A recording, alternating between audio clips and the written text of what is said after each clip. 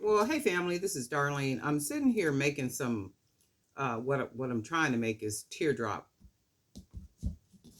wire earrings. So I've already cut my wire, and what I'm using is one of these. It used to be a little pencil sharpener. So I just took the base of it or this little part of it, and because it has this little round part right here, I'm gonna use that to try to get the perfect earring,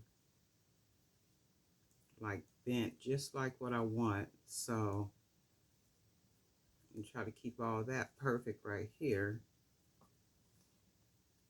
And then what I need to do is just take this little part and turn it this way because I want to put the wire through there. And I think what I did is I might have made it longer than what I wanted, but I'm gonna go ahead and it is. So I'm gonna cut some of this wire off. Maybe about right there because I want to put the wire in there, and then I'm going to let me see which way I want to do it. And I'm trying not to bend the wire here. I want it to stay as straight as I can possibly get it. I can already see where it's a little bent. But I'm going to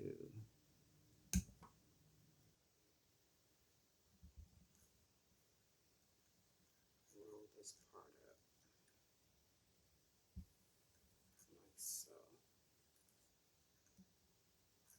And then that connects like that.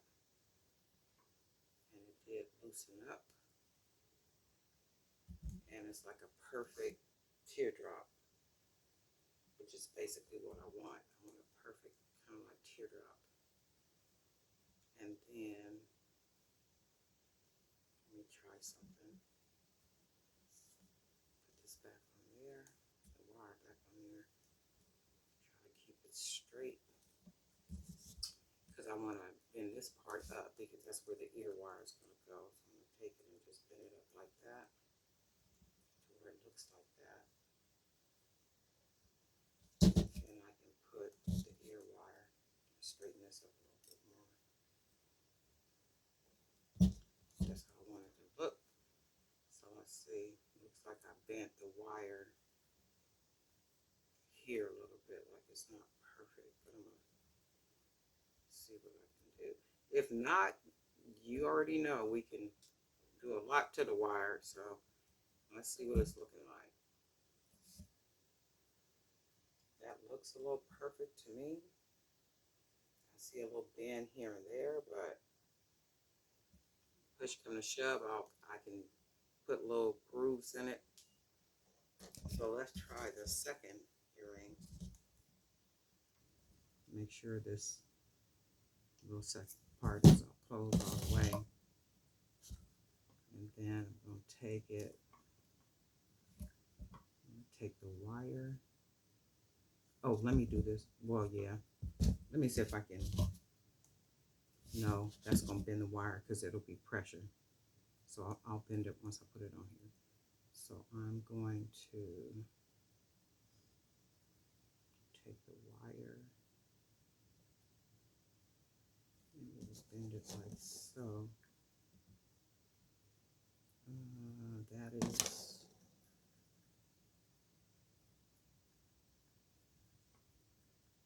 longer than what I want. That almost looks about right. Just a little bit. A little bit more.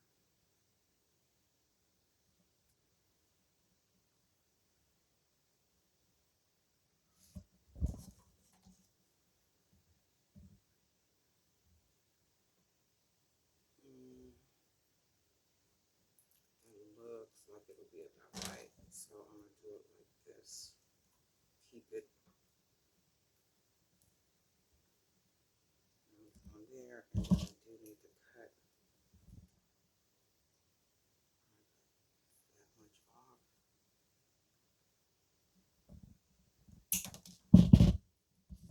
And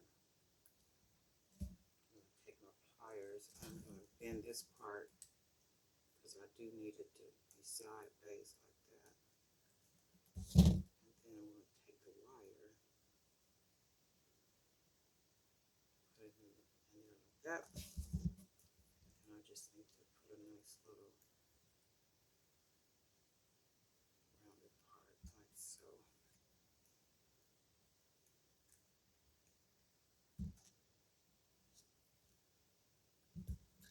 I think that should give us what we want. It did bend a little bit, but that's okay, because remember, I can always come back and put some grooves in it. So let's just see if we got it as close as possible. We did pretty good. So they came out about the same, and that's what I wanted. So let me put some ear wires.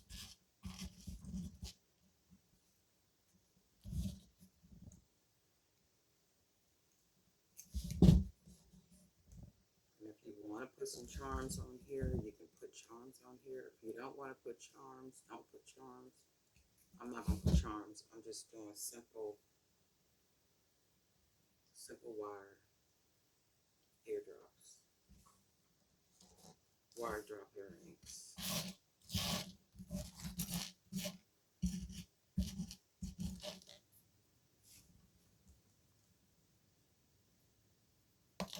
These will probably be something that'll sell good on fair. Simple. Charge maybe $5 for them, wholesale price. And then they can sell these anywhere from probably 12 to 15 bucks, depending on what their market is. So let's do, I don't know about you guys, but I'm finding it real hard to work in this heat. And it was hot all night. Just like, I mean, all night, waking up sweating. A couple of times I had to get up and go get, I keep bottles of water in the freezer. So I can, I prefer, you know, really, really cold water over,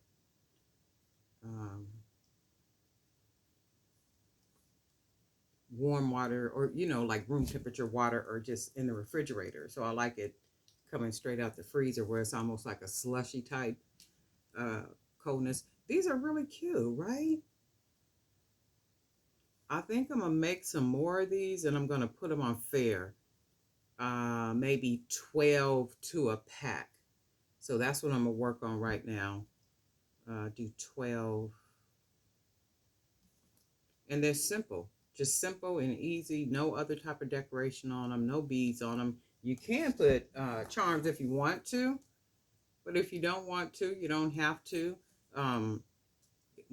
Before you close it off, though, maybe you can have beads already on the wire when you put it on whatever piece that you use to turn it, you know, to shape it, and then they'll already be on there, as opposed to trying to come back, and not unless you use a heavier wire. This is 18 gauge, so you can actually use 16 gauge, and you know that's a lot sturdier, thicker than the 18 gauge. But I like light hoops, you know, this right here. These are really, really cute. You got to be careful with them, but cute. Either way it goes. Right?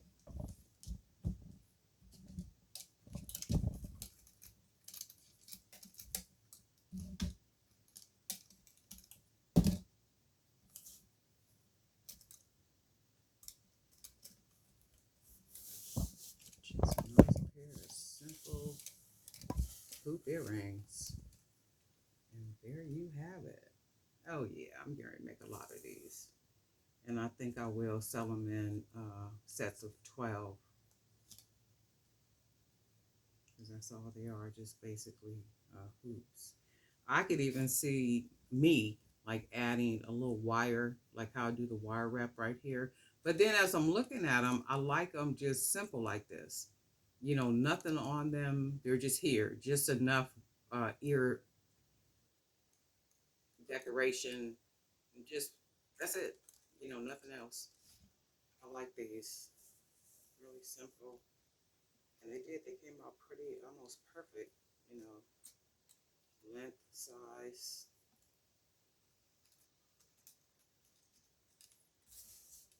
family. I'm going to get busy making some more of these before I run up out of here going to service going to service. And I got like a really busy day too, so head out, do a bunch of stuff, and then probably end up coming back home later, try to get a little work in, and then go back to service. And I'm off for my regular job tomorrow, so that's good stuff. And I've been trying to do something like every day, like all during the day with jewelry making, with, just like, and I've been writing out my goals for the rest, for the rest of the year. So what I generally do is I write goals for the year, and then I go back over them a couple of times during the year to see if I am in alignment with what I wrote out for the beginning of the year.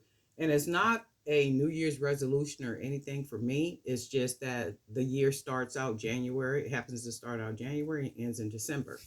So for me, I always just write things out. I write it out by month, by day, and by week.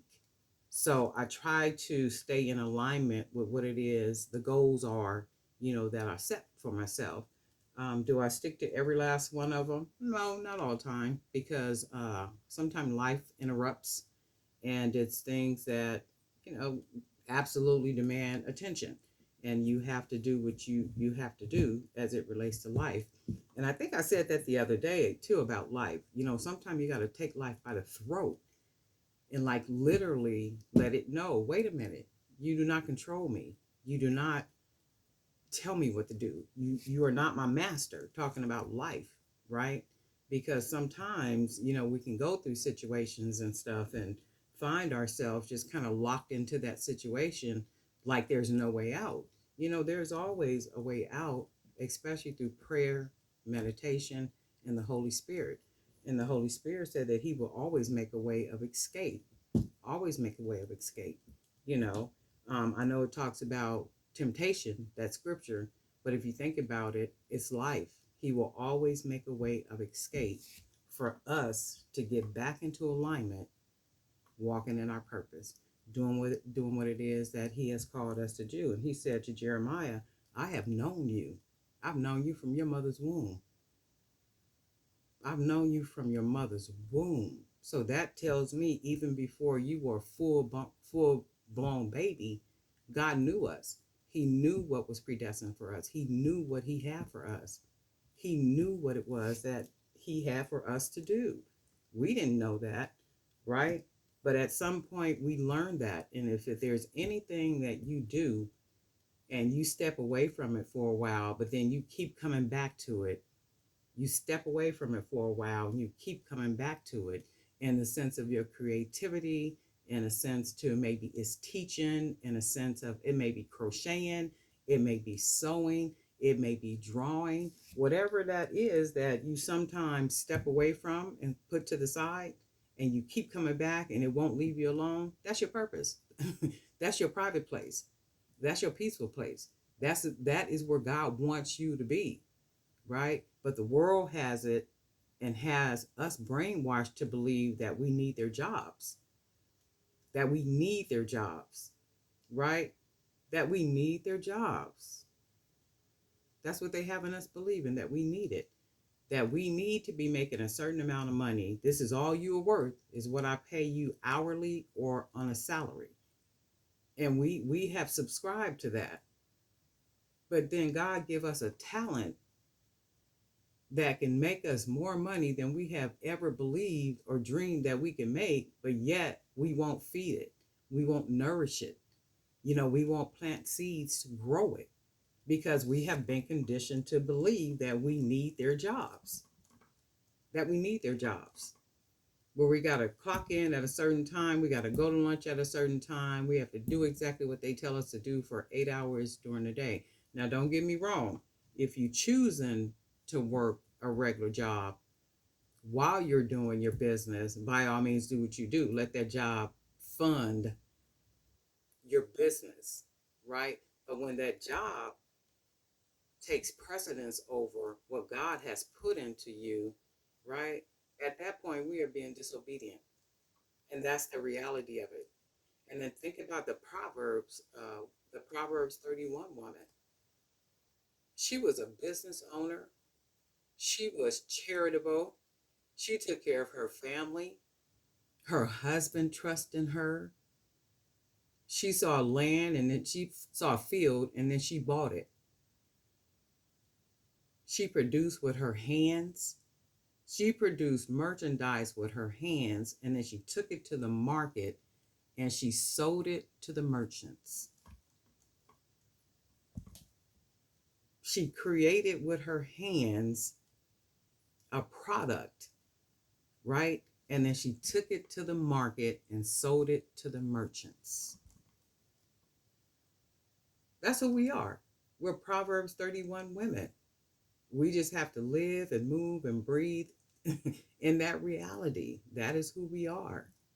Think about the widow woman when she went to Elijah and said, well, the creditors have come to take my sons. And the first thing he said to her was, what? What do you have in your house? She said, I have nothing except oil. Some oil. That's all I have in my house. So he told her to go and get vessels of vases. Go get many, basically containers. Go get them. Even if you have to borrow them, go get them. She did that and said, well, what am I supposed to do now? And paraphrasing, what am I supposed to do now? He said, now go into your house, go close the door, fill them, and then go sell them. And she did exactly that. She had a product. She took the product, she took it out, she sold it, and the scripture tells me that she paid her creditors and she lived off the rest of it. So what does that mean? She got rich. She got rich because it says that she lived off the rest of it. She paid her creditors and she lived off the rest of it.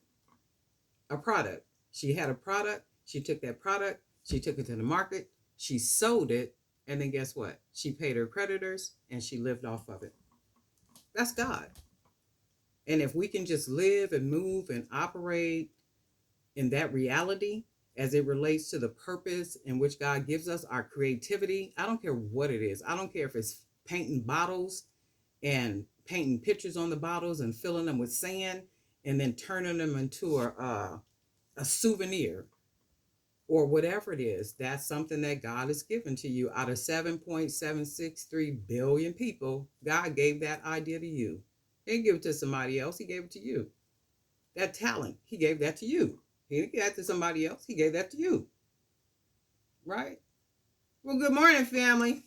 This is Darlene with Jewelry by BDK. Y'all didn't come here for a sermon, but I give you one. Anyway, we do have some more new subscribers, and we want to thank you subscribers for not only liking the channel, subscribing to the channel, hanging out with us, and just believing that the content on the channel is worthy of your time. And I appreciate you. Absolutely, positively, I do. Do not sit in the back of the room the entire time. You are welcome to come to the front of the room. If you have questions, if you have comments or anything, you're welcome to put them down in the comment section. If you have questions about anything that you see on the channel, you hear on the channel, or whatever, you can always email me, jewelrybybdk@gmail.com. I don't answer the emails like right away because I get so many of them, but at some point I will get to the email. And in the meantime, you're welcome to go to the Jewelry by BDK Creator Zone, our Facebook page, and post your question there. Or if you want to know about jewelry supplies or where to purchase something from or anything like that, you're welcome to post it in that group. Oh, somebody asked me about, I think she said Goldfield chain, because the type of jewelry that she makes, she used gold, Gold, field chain. So she's trying to find a place where she can find that at, and find it at a pretty good price and buy it in bulk. So if anybody knows where to purchase that at, can you put it in the comment section, please? Like put it in all caps so I don't miss the comment, or so the person don't miss the comment either. Okay, I really, really appreciate that, because y'all be knowing where to get everything from. Okay. And again, thank you for being a part of the channel, and we will talk soon.